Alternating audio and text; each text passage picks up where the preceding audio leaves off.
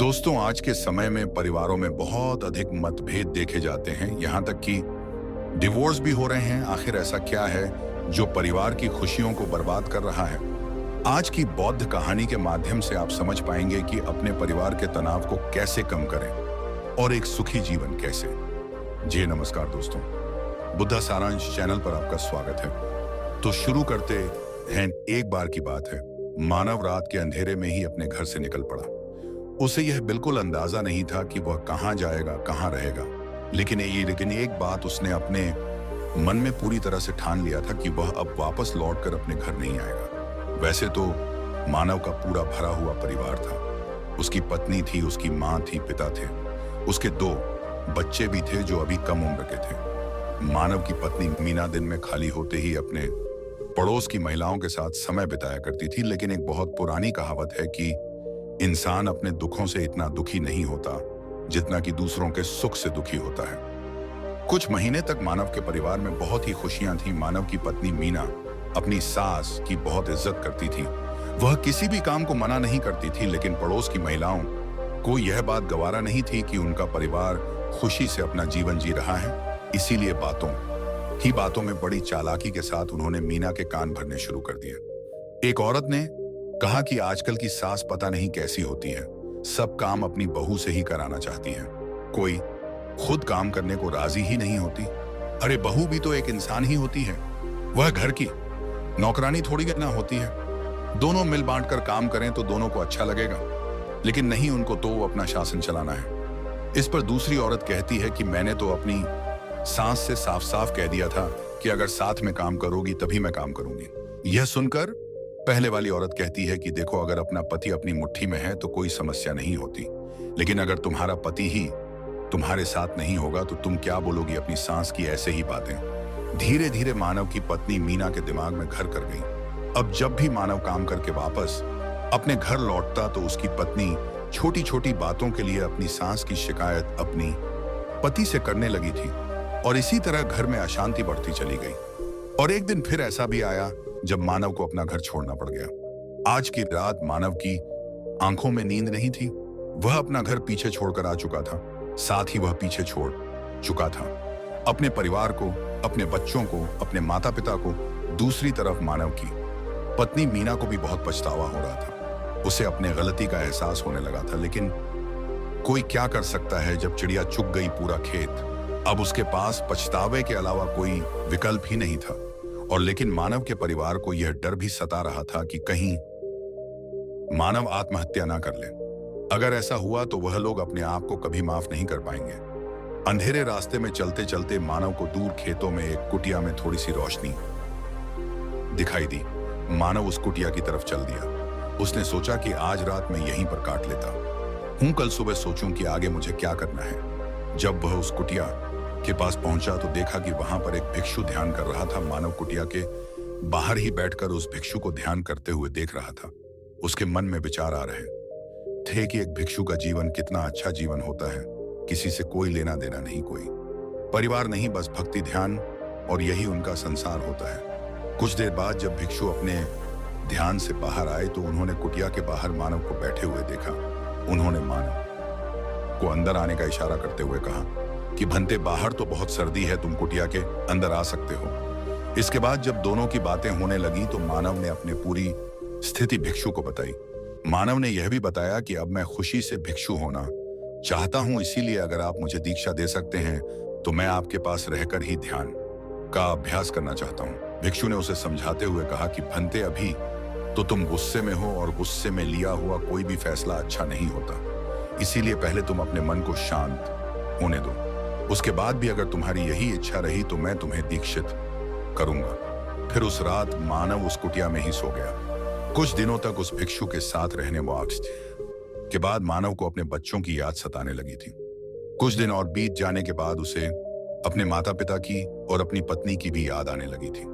जब भी वह भिक्षु के साथ ध्यान करने के लिए बैठता था तो उसके मन में अपने बच्चों की खिलखिलाहट, अपनी पत्नी के हाथ का खाना फिर से उसे याद आने लगा था। तभी एक दिन मानव ने उस भिक्षु से कहा कि हे गुरुदेव, मैं बड़ा ही संकट में फंसा हुआ हूं। मुझे समझ नहीं आ रहा कि मुझे कौन सा जीवन जीना चाहिए। एक तरफ मैं अपने परिवार को त्याग चुका हूं तो दूसरी तरफ मुझे उनकी याद सताती है। लेकिन उस घर में जाने का मेरा मन नहीं करता, क्योंकि घर में लड़ाई झगड़ों से परेशान होकर ही तो मैंने अपना घर त्यागा था। अगर घर में सुख शांति रहे तो यह ध्यान का अभ्यास तो मैं अपने घर पर रहकर भी कर सकता हूँ, लेकिन घर में सुख शांति किस प्रकार स्थापित होगी इसका कोई भी तरीका हमें पता नहीं है। अगर आप मुझे कोई सलाह दे सके तो शायद मेरे घर में सुख शांति फिर से लौट आए। इस पर भिक्षु ने मानव को समझाते हुए कहा कि बच्चा, अगर तुम कुछ नियमों का पालन पूर्ण करते हो, कुछ बातों को अच्छे से समझ लेते हो, तो घर की सुख शांति तुम्हारे हाथों में ही होगी। जाने अनजाने में हम खुद ही अपने परिवार में अशांति पैदा कर देते हैं और इसका हमें एहसास भी नहीं होता। भंते, सबसे पहला और सबसे जरूरी नियम जो है वह यह है कि अपना खून अपना ही खून होता है। चाहे तुम्हारी किसी से भी कितनी भी अच्छी दोस्ती क्यों ना हो, चाहे तुम्हारा कोई रिश्तेदार ही क्यों ना हो, लेकिन अपने परिवार वालों से ज्यादा महत्व दूसरों को कभी मत देना। जब परिवार के सदस्यों को इस बात का एहसास होता है कि यह आदमी हमसे ज्यादा दूसरे लोगों को महत्व देता है, तो आप अपनी इज्जत खुद ही अपने परिवार के सामने कम करवा लेते हैं। इसी से परिवार में फूट पड़ने लग जाती है। आगे से वह भी आपकी बातों को ज्यादा महत्व नहीं देगा और यही से परिवार के सदस्यों के बीच आपसी दूरी होने लग जाती है, जिसका फायदा बाहर के लोग उठाते हैं। दूसरा नियम जो दिमाग में रखने का होता है वह यह है कि जब भी परिवार के सदस्यों में कोई आपसी मतभेद पैदा हो जाते हैं तो उसे बात करके सुलझाने का प्रयास करो। अगर कोई बुरी लगी हुई बात परिवार का कोई सदस्य अपने मन में रख लेता है तो वह बात दीमक की तरह हमारे परिवार की सुख शांति को खाने लगती है। इसीलिए कैसी भी बात क्यों ना हो, कितनी भी बड़ी गलती क्यों ना हो जाए, अपने परिवार के सामने उनके साथ बैठकर उस बात को सुलझाने का प्रयास करो। अपने मन में उसे दबाकर मत रखो। अक्सर जब कोई आदमी गलती करता है तो वह उस गलती को छुपा कर रखना चाहता है ताकि उसे हर बार वह गलती दोहराने का मौका मिल सके। लेकिन समझने की बात यह होती है कि अगर आप अपनी गलती को दबाकर रखते हैं तो आप बार बार गलती करते जाएंगे और वही गलती आपके परिवार में अशांति का कारण बन जाएगी। और हाँ, परिवार के किसी भी मुद्दे को सुलझाने के लिए बाहर के लोगों की सहायता लेने की कोई जरूरत नहीं है। अपने परिवार के मुखिया के साथ बैठकर उस बात को खुद से ही सुलझाने का प्रयास करो। तीसरा नियम समझने के लिए तुम्हें यह समझना होगा कि घर में सबसे ज्यादा अशांति इसी कारण से पैदा होती है कि घर में सबसे ज्यादा अशांति का कारण बहू और सास के मत होते हैं। अगर बहू अपनी सास को मां के समान और सास अपनी बहू को बेटी के समान देखें तो यह मतभेद बहुत हद तक कम हो सकती है। उस भिक्षु ने मानव को समझाते हुए कहा कि अगर तुम अपनी पत्नी का पक्ष लेते हो तो अपनी मां की तरफ से बुरे हो जाओगे, और वहीं अगर अपनी मां का पक्ष लेते हो तो अपनी पत्नी की तरफ से बुरे हो जाओगे। किसी भी आदमी को हमेशा दूर ही रहना चाहिए। कम से कम ही हफ्ते में एक बार सारे परिवार के सदस्यों को आपस में बैठाकर उसे बातचीत करनी चाहिए। जो भी समस्याएं परिवार में चल रही हैं, खुलकर आपस में चर्चा होनी चाहिए और जो भी सदस्य घर का मुखिया निर्धारित किया गया है उसकी बातों को सभी को मानना चाहिए। जिस तरह एक देश को अच्छे से चलाने के लिए एक अच्छे नेता की जरूरत होती है, इसी तरह एक परिवार को भी अच्छे से चलाने के लिए एक अच्छे मुखिया की जरूरत होती है। अगर देश गलत नेता के हाथों में चला गया तो देश बर्बाद हो जाता है, और इसी प्रकार अगर परिवार गलत मुखिया के हाथों में चला जाए तो परिवार भी अशांत हो जाता है। इसीलिए मुखिया उसे चुनो जो खुद के मदद से परे हो, जो सिर्फ अपने आप की नहीं बल्कि पूरे परिवार की सोचता हो। अगर हम आज से 5060 साल पहले की बात करते हैं तो उस समय सभी भाई आपस में मिलकर सही तरीके से रहा करते थे, क्योंकि सब लोग एक मुखिया की बात मानते थे, उसे मुखिया समझते थे, उसकी इज्जत करते थे। लेकिन आज ऐसा कुछ नहीं रहा, तो हमें एक मुखिया अपना बनाना चाहिए और उसकी बातें सुननी चाहिए। चौथा नियम यह है कि अपने परिवार का रहस्य किसी को मत बताना। जो अपने परिवारजनों के बीच बातें हो रही हैं उनकी चर्चा अपने पड़ोसियों के साथ कभी मत शेयर करना, वरना तो लोग आपके घर के रहस्य, आपके घर की कमियां जानना शुरू कर देंगे और समय आने पर उन्हीं कमियों की वजह से आपको पछताना पड़ेगा। जो बात परिवार की 4 दीवारों के बीच हो रही है उसकी किसी को भी कानो कान खबर नहीं होनी चाहिए। इससे परिवार के सदस्यों का विश्वास एक दूसरे पर से उठ जाता है और समाज में आपकी वजह से आपके परिवार का मजाक भी बनाया जा सकता है। 5वां नियम यह है कि परिवार में सिर्फ अपने स्वार्थ के लिए नहीं जिया जाता परर के सभी सदस्यों के लाभ और हानि के बारे में हमें चिंता करनी होती है। अगर हम सभी सदस्य को भूलकर सिर्फ अपने स्वार्थ के बारे में सोचेंगे तो परिवार होने का कोई मतलब नहीं रह जाता। चाहे परिवार के किसी सदस्य से कोई गलती ही क्यों ना हो जाए, और परिवार वही होता है जो उसका साथ देता है, क्योंकि ज्ञान और भाषण तो सभी दे सकते हैं, लेकिन परिवार वही होता है जो गलती होने पर भी अपने परिवार के सदस्यों का साथ नहीं छोड़ता। छठा नियम यह है कि परिवार के सभी सदस्यों को मिलजुल कर रहना चाहिए। किसी एक सदस्य को दास या फिर नौकर नहीं समझना चाहिए। हम सबका फर्ज होता है कि हम मिलजुल कर काम करें। अगर एक आदमी कमाता है, दूसरा बैठकर खाता है, तो ऐसा बहुत दिनों तक नहीं चल पाएगा। गाड़ी तभी सही तरीके से चल सकती है एक दूसरे के लिए इज्जत बढ़ती है, एक दूसरे के करीब आते हैं। लेकिन जब एक सदस्य पर ही सारा काम डाल दिया जाता है तो वह अपने आप को उस घर का नौकर समझने लगता है और सभी की इज्जत उसकी नजरों में कम होने लगती है। यही बात सास और बहू पर भी लागू होती है। बहू के आते ही सास समझने लगती है कि अब तो मुझे काम करने की कोई आवश्यकता नहीं है, लेकिन ऐसा नहीं सोचना चाहिए। भले ही आप अपनी बहू जितना काम ना करें, लेकिन उसके काम में आप कुछ तो हाथ बटा सकते हैं। अगर आपकी बेटी होती तो आप उसके साथ काम कर रही होती, और यही बात बहू पर भी लागू होती है कि सास की बातें माने, उसे अपनी मां की तरह समझे और प्यार से काम करें। और फिर भिक्षु ने मानव को समझाते हुए कहा कि वापस अपने घर लौट जाओ, उन्हें वहां जाकर इन नियमों के बारे में पूरी तरह से विस्तार से समझाओ, ताकि तुम्हारा परिवार फिर से एकजुट हो सके। क्योंकि जितना तुम अपने परिवार से दूर भागने की कोशिश करोगे, उतना ही दुखी होते चले जाओगे। परिवार के साथ रहकर उन समस्याओं को सुलझाना ही असली जीवन होता है। घर से भाग जाना, उससे दुखी होकर सन्यासी बन जाना, वह सन्यास जीवन नहीं होता है। सन्यासी तब बना जाता है जब परिवार तुम्हें खुशी खुशी सन्यासी बनने के लिए मंजूरी दे देता है। और इसी के साथ उस भिक्षु ने मानव को उसके घर वापस रवाना कर दिया। मानव भिक्षु की बातों को मन में बसाए अपने घर की ओर लौट पड़ा। हालांकि उसके मन में अभी भी संकोच था कि परिवार उसे स्वीकार करेगा या नहीं, लेकिन भिक्षु के दिए गए नियम और सीख ने उसके भीतर एक नई ऊर्जा भर दी थी। जब मानव अपने घर पहुंचा तो दरवाजे पर खड़ा होकर कुछ देर तक सोचता रहा। घर के अंदर से उसके बच्चों की आवाजें आ रही थी। उनकी खिलखिलाहट सुनकर उसका दिल भर आया। उसने दरवाजा खटखटाया। उसकी पत्नी ने दरवाजा खोला और मानव को देखते ही उसकी आंखों से आंसू बहने लगे। उसने बिना कुछ कहे मानव को गले लगा लिया। घर के बाकी सदस्य भी बाहर आ गए। उसकी माँ, पिता, बच्चे सब हैरान थे, लेकिन खुश भी थे कि मानव लौट आया है। मानव ने सभी से माफी मांगी और कहा, मैं जानता हूं कि मैंने आप सबको बहुत दुख दिया, मैं कमजोर पड़ गया था, लेकिन अब मैं वापस आया हूं और मैं वादा करता हूं कि हमारी यह कहानी अब खुशी से भरी होगी। मानव ने भिक्षु के बताए नियमों को परिवार के सामने साझा किया। उसने परिवार को समझाया कि सास बहू के बीच होने वाले मतभेद, पति पत्नी के बीच संवाद की कमी और आपसी शिकायतें ही घर की शांति भंग करती हैं। उसने सबको मिलजुल कर रहने और एक दूसरे का सम्मान करने की बात कही। मानव ने अपनी पत्नी से कहा, तुम मेरी मां को अपनी मां की तरह मानो, उनकी गलतियों को माफ करो जैसे मैं तुम्हारी गलतियों को करता हूं। और मां, आप भी मेरी पत्नी को अपनी बेटी समझे।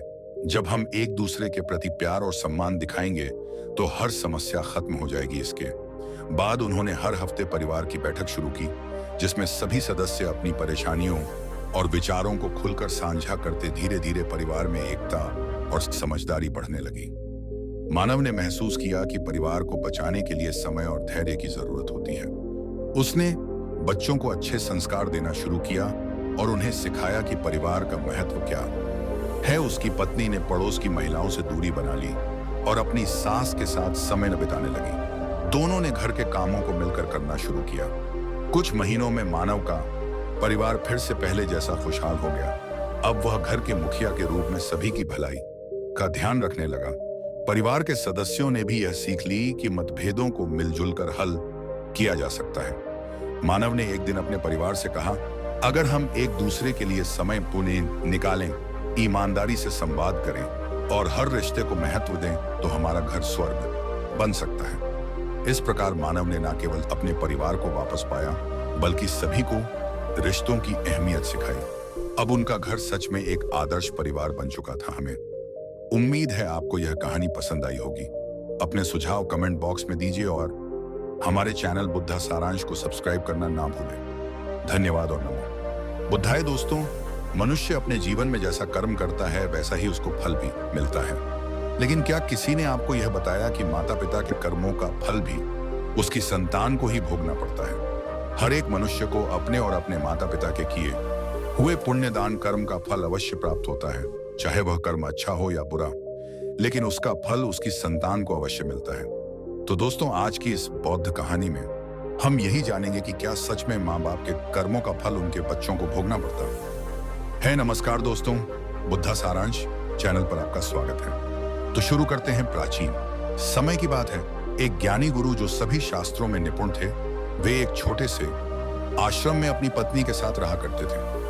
एक दिन अचानक उनकी धर्म पत्नी ने पूछा, स्वामी, क्या सच में माता पिता के अच्छे और बुरे कर्मों का फल उनकी संतान को भोगना पड़ता है? तभी उस गुरु ने अपनी पत्नी से कहा, जितनी सच्चाई इस बात में है कि मनुष्य जो जैसा कर्म करता है उसे वैसा ही फल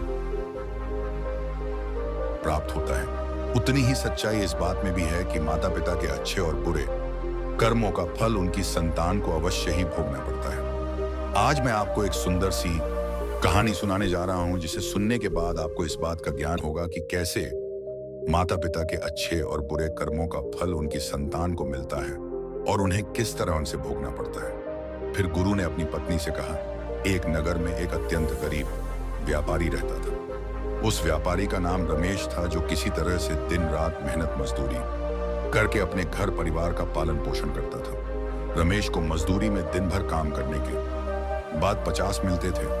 उसमें से वह कुछ पैसों का रोजाना दान करता था और बाकी पैसों से अपने परिवार का पालन पोषण और घर का खर्च चलता था। इस प्रकार धीरे धीरे कुछ समय बीतने के बाद उसके घर में एक सुंदर पुत्र का जन्म हुआ, जिसका नाम मानव था। उस गरीब व्यापारी रमेश के परिवार में अब कुल 3 सदस्य हो गए। दोनों पति पत्नी और एक उसका बेटा महेश को अब धीरे धीरे अपने बच्चे के पालन पोषण में समस्या होने लगी, क्योंकि इधर प्रतिदिन महंगाई बढ़ती जा रही थी।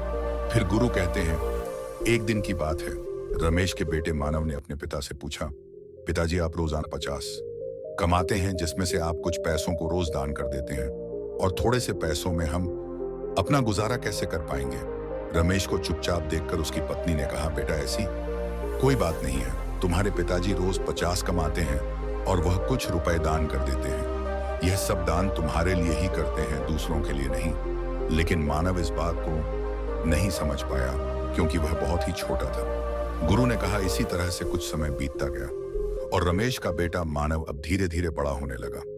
मानव की उम्र 14 वर्ष की हो गई। एक दिन की बात है, जब रमेश काम करके शाम के समय वापस अपने घर लौट रहा था, तभी रास्ते में एक काला सांड आया और आकर उस गरीब रमेश को मारने लगा। उस सांड के हमले से रमेश की वहीं पर मृत्यु हो गई। जब रमेश की पत्नी और उसके बेटे को रमेश की मृत्यु की खबर मिली तो उन्हें बड़ा दुख हुआ। फिर एक दिन रमेश के बेटे मानव ने अपनी माँ से पूछा, माँ, हमारे पिताजी कहाँ चले गए? रमेश की पत्नी ने कहा, बेटा, तुम्हारे पिताजी हम सबको छोड़कर यमपुरी में यमराज के पास चले गए हैं। तब मानव ने कहा, जब पिताजी थे तो रोजाना 50 कमाते थे और उसी में से रब की बचत करते थे। हमारा पालन पोषण उसी 2 रुपयों से करते और बाकी के रुपए दान पुण्य में लगा देते थे। माँ, अब हमारा पालन पोषण कैसे होगा? कैसे हमारा पेट भरेगा? फिर माँ ने अपने बेटे मानव से कहा, बेटा, जिस घर में गरीबी होती है उसका कोई सहारा नहीं होता। उनसे सभी दूर भागने लगते हैं। गरीबों का सहारा सिर्फ भगवान है। भगवान के अलावा कोई गरीब की सहायता नहीं करता। फिर मानव ने अपनी माँ से कहा, माँ, ऐसा मत सोचो, मैं यमराज के पास जाऊंगा और अपने पिताजी को वापस लेकर आऊंगा। हमारी गरीबी देखकर यमराज को हमारे ऊपर अवश्य ही दया आ जाएगी और वह हमारे पिताजी को मेरे साथ जरूर भेजेंगे। दोस्तों, फिर गुरु अपनी पत्नी से आगे कहते हैं कि उस छोटे से बच्चे मानव की बात पर उसकी माँ ने ध्यान नहीं दिया। फिर एक दिन की बात है, उस गरीब आदमी ने रमेश की पत्नी अपने बेटे मानव को घर पर अकेला छोड़कर गांव में काम करने के लिए चली गई। उधर उसके बेटे मानव ने मन में सोचा कि मैं यमराज के पास जाता हूँ और अपने पिताजी को लेकर आता हूँ। ऐसा सोचकर मानव अपने पिताजी को लाने के लिए अपने घर से चल देता है। मानव को चलते चलते काफी समय बीत गया। बहुत ही विशाल बरगद के पेड़ को देखकर उसकी छाया में जाकर बैठ गया। तभी उस बरगद के पेड़ ने इंसानी आवाज में कहा, बेटा तुम कौन हो और कहां जा रहे हो?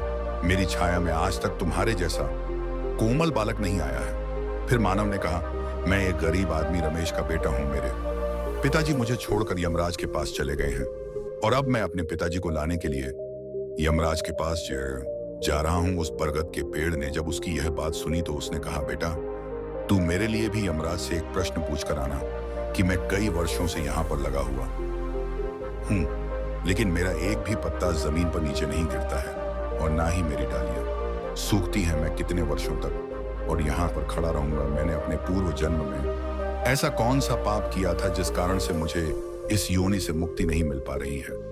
इसका कौन सा कारण है?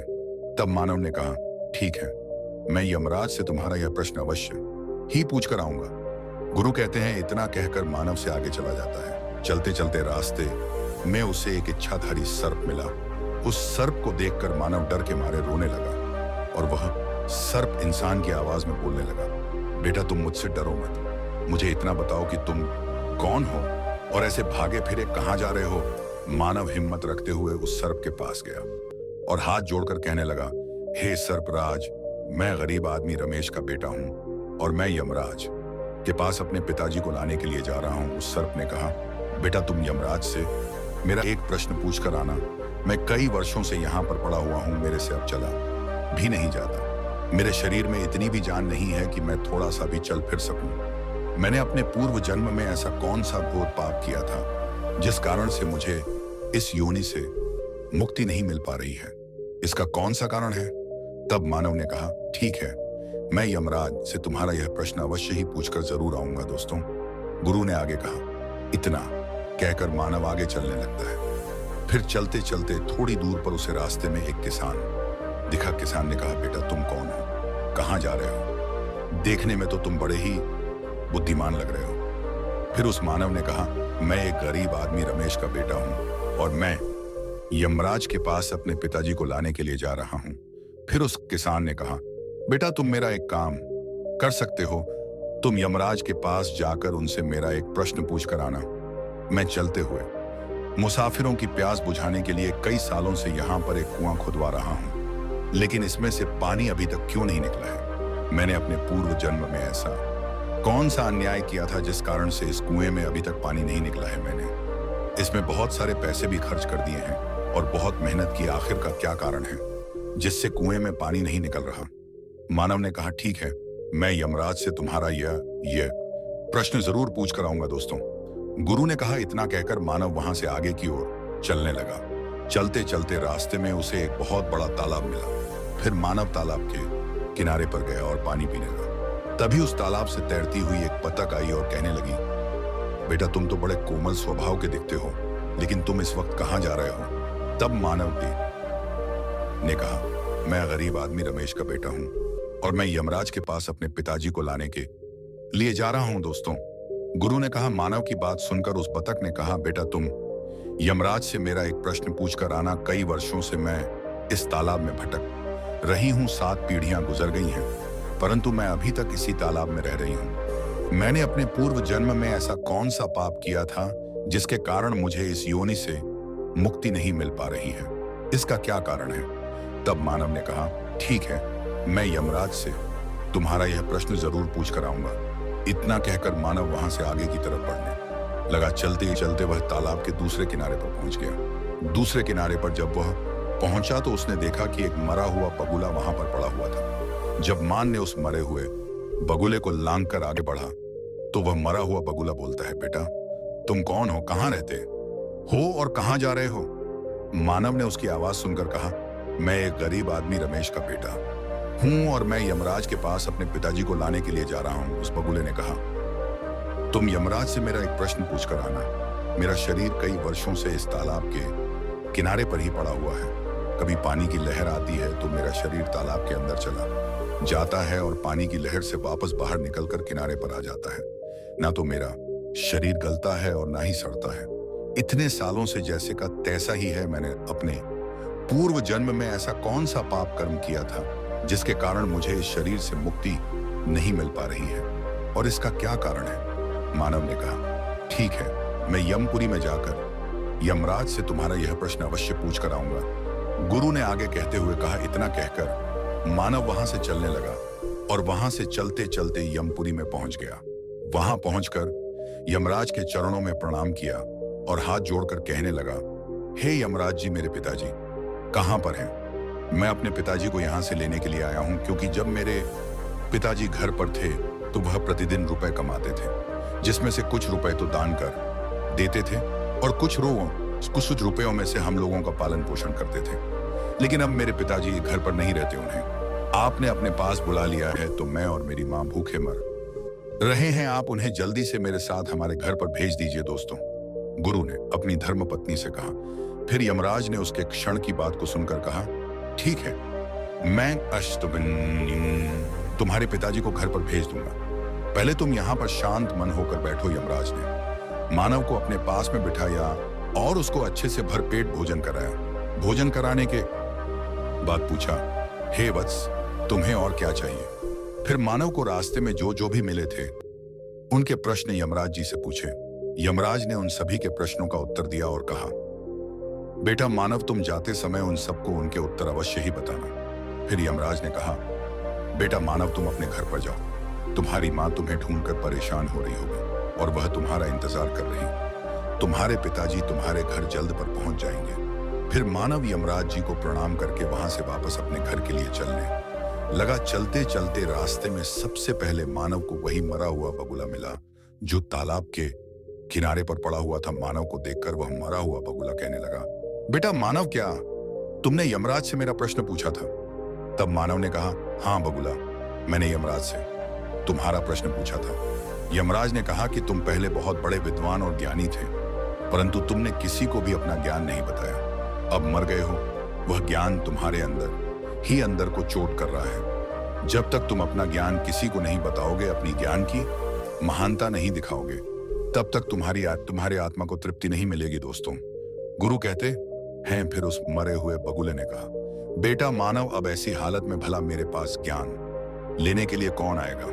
अब एक ही उपाय है, तुम मेरे ज्ञान को ले लो और लोगों तक पहुंचा देना। फिर उसने मानव को जितना भी उसके पास ज्ञान था वह सारा ज्ञान मानव को दे दिया और ज्ञान देने के बाद तुरंत ही उसकी आत्मा को मोक्ष की प्राप्ति हो गई। फिर मानव आगे की ओर चलने लगा। चलते चलते उसे वहीं बतख मिली। बतख ने कहा, बेटा मानव, क्या तुम यमपुरी से लौटकर आ गए? तूने यमराज से मेरा प्रश्न पूछा था। उस मानव ने कहा, हाँ यमराज से मैंने तुम्हारा प्रश्न पूछा था। उन्होंने कहा कि तुम्हारे अंदर पिछले जन्म में बहुत सारा अमृत भरा हुआ है। जब तक तुम इस अमृत को किसी को नहीं दो, तब तक तुम ऐसे ही व्याकुल तड़पती रहोगी। बतख ने कहा, बेटा मानव, अब कौन आएगा मेरा अमृत लेने के लिए, इसलिए तुम ही मेरा अमृत ले लो। फिर बतख ने अपना अमृत मानव को दे दिया और बतख ने जैसे ही मानव को अमृत दिया, वैसे ही उस बतख की आत्मा को मोक्ष की प्राप्ति हो गई। इसी तरह से मानव वहां से आगे बढ़ा। कुछ दूर चलते चलते रास्ते में उसे वही किसान मिला जो मुसाफिरों के लिए कई सालों से कुआं खुदवा रहा था। उस किसान ने जैसे ही मानव को देखा तो बड़े प्रेम से उदास मन लिए हाथ जोड़कर मानव से कहने लगा, बेटा क्या तुमने यमराज से मेरा प्रश्न पूछा था या नहीं? मानव ने कहा, हाँ पूछा था। यमराज ने कहा कि आपके घर में एक जवान कन्या कुंवारी बैठी हुई है। जब तक आप उस लड़की का विवाह नहीं करोगे और कन्यादान नहीं करोगे, तब तक कुएं से पानी नहीं निकलेगा। पहले जो तुम्हारा कर्तव्य है, कर्म है, उसे पूरा कर लो। जो ईश्वर ने तुमको जिम्मेदारी सौंपी है उस पर ध्यान दो। पहले आप कन्यादान करो, उसके बाद इस कुएं को खुदवा। फिर मानव ने कहा, बेटा मानव, मैं अपनी लड़की के लिए लड़का कहां ढूंढने के लिए जाऊंगा? तुम मुझे बहुत ही सीधे साधे स्वभाव के बालक दिख रहे हो, इसलिए बेटा मैं चाहता हूं कि तुम ही मेरी लड़की से विवाह कर लो, गुरु कहते हैं। फिर मानव ने अपनी प्यारी सी कन्या का विवाह मानव के साथ कर दिया। फिर किसान ने अपनी लड़की को बहुत सारा धन देकर मानव के साथ विदा कर दिया। इस तरह से मानव अपनी पत्नी को लेकर फिर आगे चलने लगा। फिर उसे राह में वही विशाल बरगद का पेड़ मिला जिसकी छाया में उसने विश्राम किया था। उसने पूछा, बेटा मानव, क्या तुमने यमराज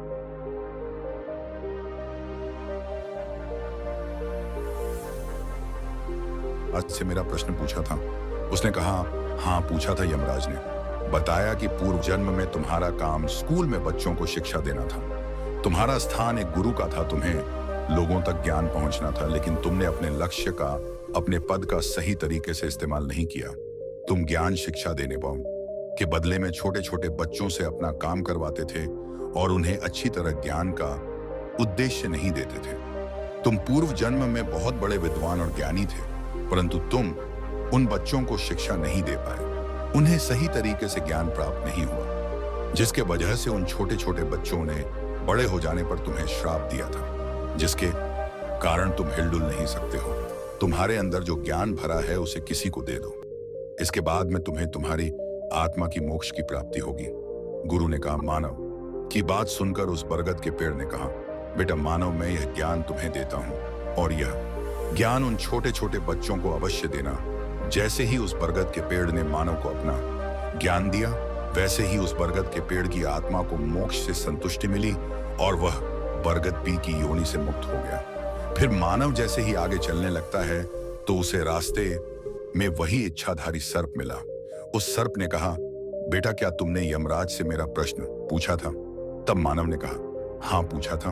नागराज, यमराज ने कहा कि तुम्हारे पास जो नागमणि है, तुम उस नागमणि को धरती पर नहीं उगलते हो और ना कभी किसी को दान नहीं करने देते हो। जब तक तुम इस नागमणि का दान किसी को नहीं करोगे, तब तक तुम्हारा शरीर ऐसे ही धरती पर पड़ा रहेगा। फिर उस सर्प ने कहा, बेटा मैं यह नागमणि अब किसको दूं? इस नागमणि को तुम ही ले लो। फिर उस सर्प ने अपनी नागमणि को मानव को दे दिया। जैसे ही सर्प ने नागमणि मानव को दी, वैसे ही उस सर्प की आत्मा को मोक्ष की प्राप्ति हो गई।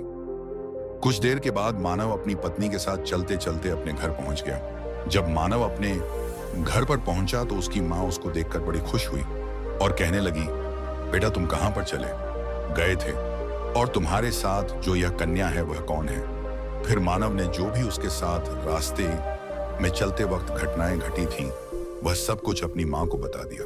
फिर दोस्तों, गुरु कहते हैं रास्ते भर में लोगों की इतनी दुख भरी बातें सुनकर मानव को अब ज्ञान हो चुका था कि उसके पिताजी वापस नहीं आ सकते हैं। अब उनकी इस पृथ्वी लोक से मुक्ति हो चुकी है। उसके पिताजी ने जो भी अपने जीवन में दान धर्म किया था, उसका फल मानव को यमराज ने दे दिया। दोस्तों, इस प्रकार से गुरु ने अपनी पत्नी को बताया कि माता पिता के अच्छे और बुरे कर्मों का फल उनकी संतान को कैसे प्राप्त होता है और पूर्व जन्म के कर्मों का फल हर एक मनुष्य को कैसे मिलता है।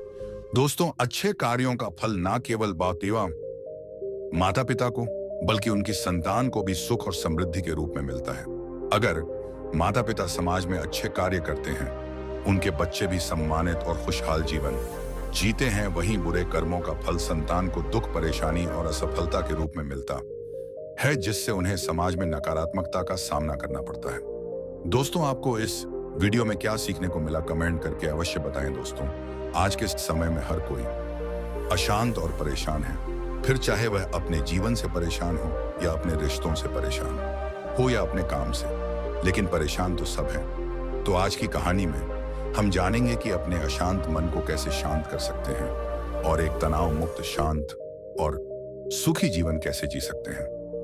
नमस्कार दोस्तों, बुद्धा सारांश चैनल पर आपका स्वागत है। तो शुरू करते हैं। प्राचीन समय की बात है। निचले हिमालय के पर्वतों में बसे एक छोटे से गांव में सबल नाम का एक जवान युवक रहता था। सबल अपनी गुस्सैल स्वभाव और अशांत मन के लिए पूरे गांव में प्रसिद्ध था। सबल का मन हर समय विचारों से भरा रहता था। विचारों के इस तूफान ने सबल के मन को पूरी तरह से अशांत कर रखा था। शांति तो जैसे सबल के जीवन से गायब हो गई थी। वह हर समय अपने विचारों में खोया रहता और एक तनावपूर्ण जीवन जी रहा था।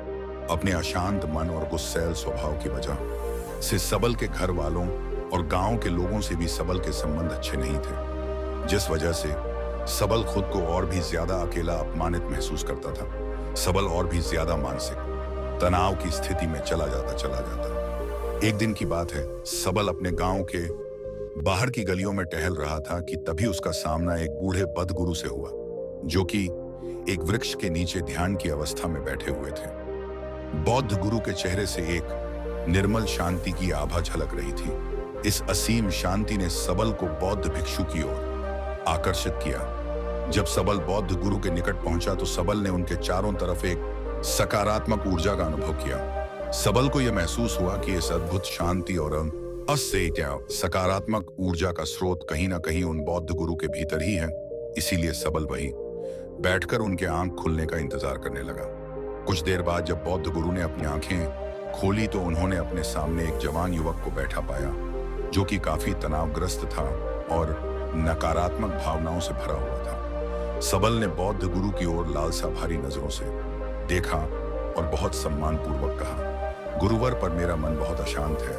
मेरे मन के विचार मुझे खाए जा रहे हैं। मैं एक क्षण के लिए भी शांति का अनुभव नहीं कर पा रहा हूँ। क्या आप मुझे सिखा सकते हैं कि मैं अपने इस अशांत मन को शांत कैसे कर सकता हूँ?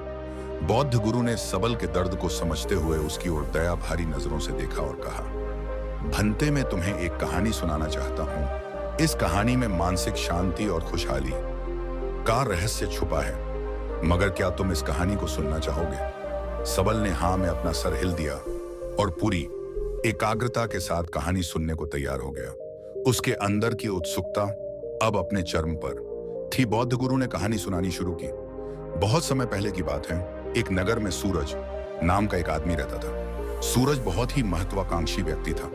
सूरज हर काम में लोगों से तारीफ चाहिए होती थी।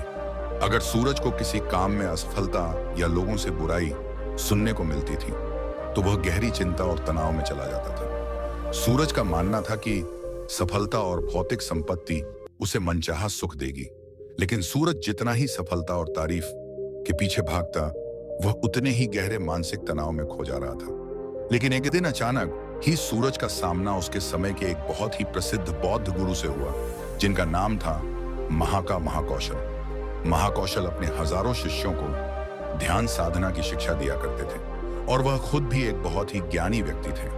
महाकौशल की अद्भुत एकाग्रता और स्थिर से प्रभावित होकर सूरज ने उनसे अपने भटकते मन को शांत करने का तरीका जानना चाहा।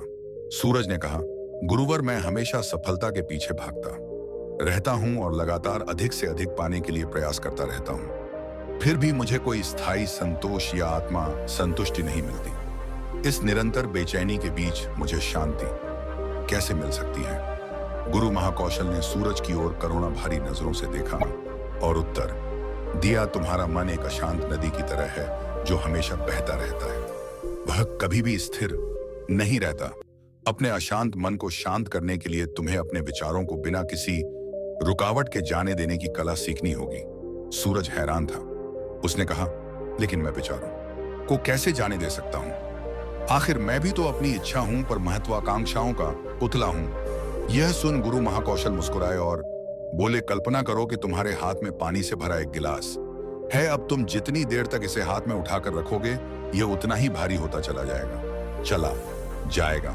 और अगर तुम काफी लंबे समय तक इसे अपने हाथ में रखोगे तो तुम्हारे हाथ में दर्द होना शुरू हो जाएगा। पर यदि तुम इस पानी से भरे गिलास को जाने देते हो तो बोझ खत्म हो जाएगा। सबल ने कहानी और उसके संदेश को ध्यान से सुना।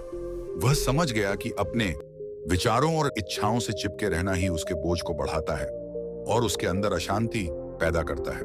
अब सबल को कहानी का अंत सुनने की बेसब्र थी। बौद्ध गुरु ने कहानी को जारी रखते हुए कहा, सूरज ने बौद्ध गुरु महाकौशल की सलाह को मानते हुए विचारों को जाने देने का अभ्यास करना शुरू कर दिया।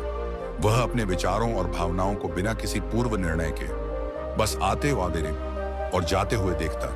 अब उसने विचारों को पकड़ना त्याग दिया था। उसके अंदर विचार उठते और स्वतः ही समाप्त हो जाते थे। धीरे धीरे उसे महसूस होने लगा कि उसकी इच्छाएं और लगाव ही उसके सभी दुखों का कारण है। जैसे जैसे सूरज गहरी साधना में उतरता गया, उसने पाया कि वर्तमान में रहना ही आंतरिक शांति का एकमात्र स्रोत है।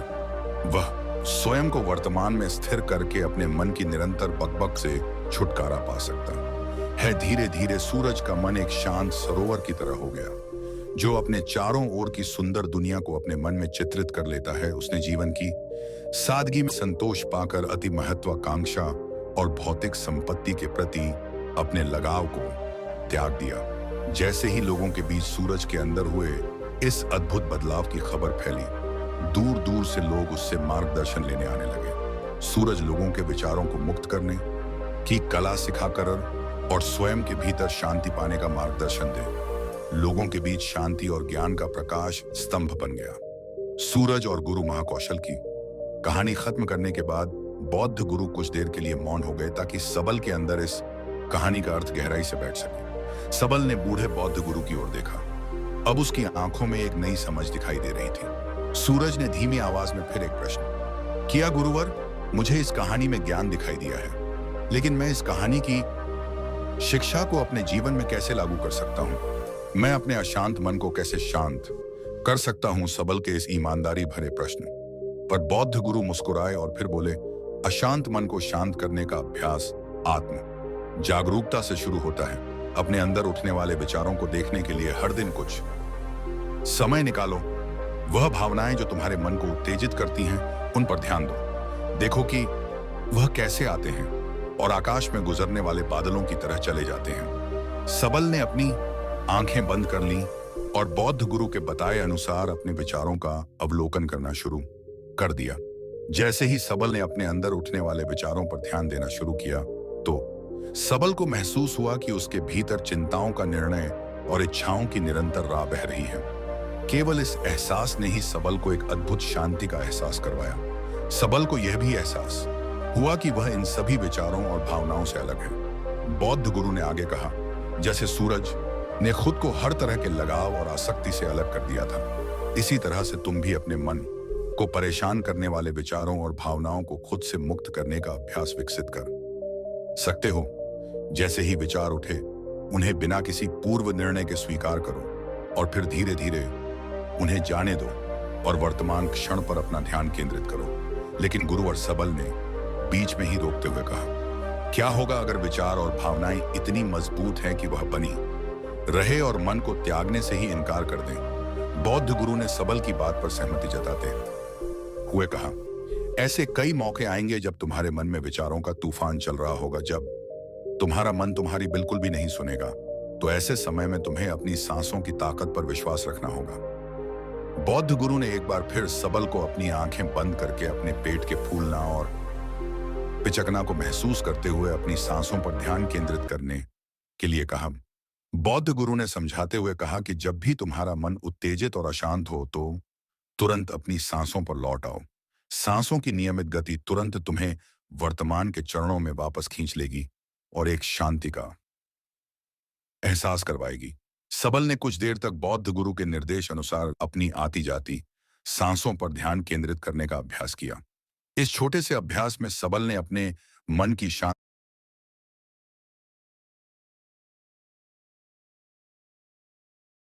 गांव की सीमाओं फैला और उसके गांव और शहर के लोग जब सबल के इस जादू बदलाव की कहानी सुनते, तो वह उससे सलाह लेने उसके पास चले आते। सबल उन लोगों के लिए आशा की किरण बन चुका था। उम्मीद है कि यह कहानी आपको पसंद आई होगी। नमो बुद्धाय।